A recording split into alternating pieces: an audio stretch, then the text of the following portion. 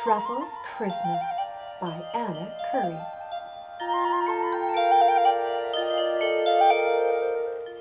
Christmas was coming.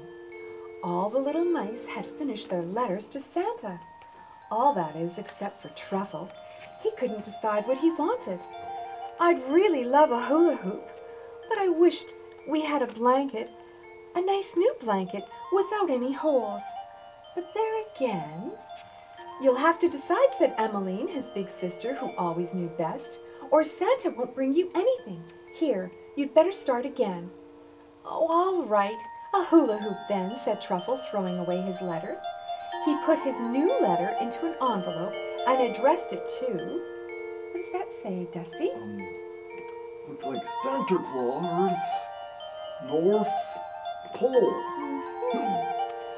On Christmas Eve, the mice hung their stockings up in a neat row. I'm getting a nurse's uniform, announced Emmeline. I'm getting a chemistry set, said George, Truffle's big brother. The littlest mice squeaked excitedly. They wanted teddy bears.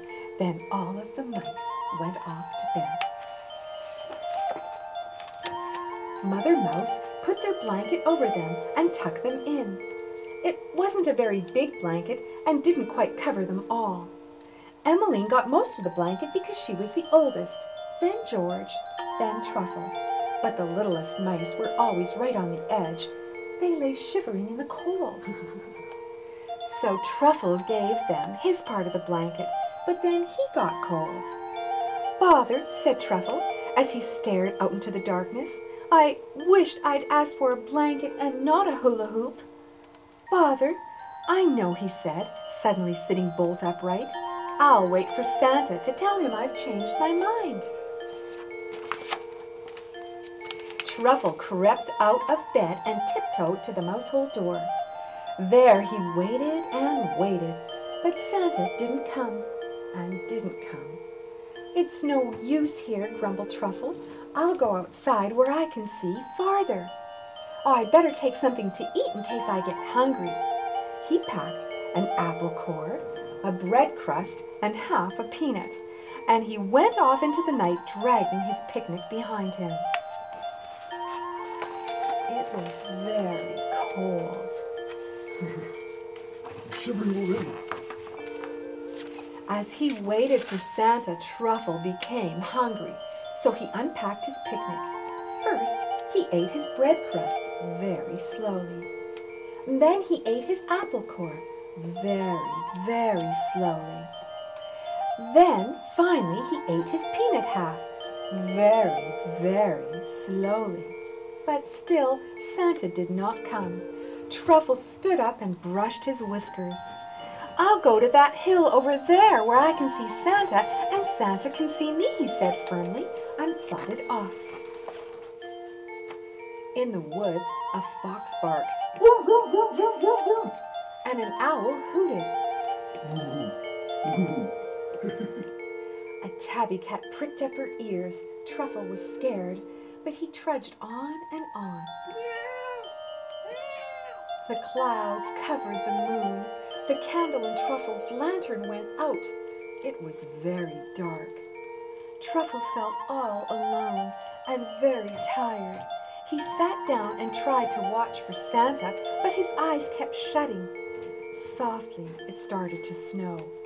Truffle fell asleep. Now, said the fox, before the snow covers him entirely.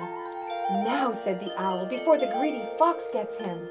Now, said the tabby cat, because I'm very, very hungry.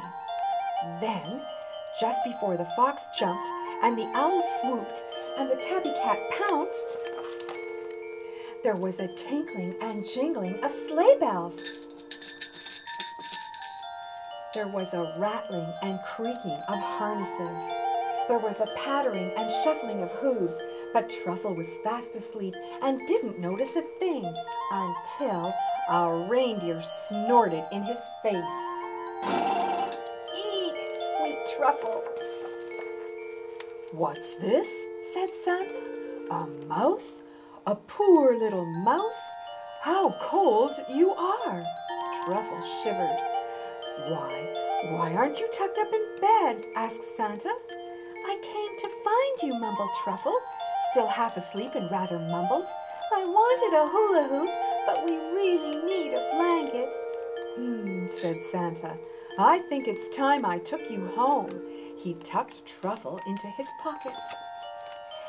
And away they went, over the fox, the owl, and the tabby cat, over the forest and the hills, over the fields and the hedges, and they didn't touch ground until they reached Truffle's home. Truffle was asleep again, so fast asleep that he didn't even stir when Santa fished him out of his pocket and returned him to his mouse hole. Santa's hand brushed against a little piece of crumpled paper lying on the ground. He unfolded it carefully. "Dear Santa," It said in tiny mouse letters. "I would like a hula hoop blanket.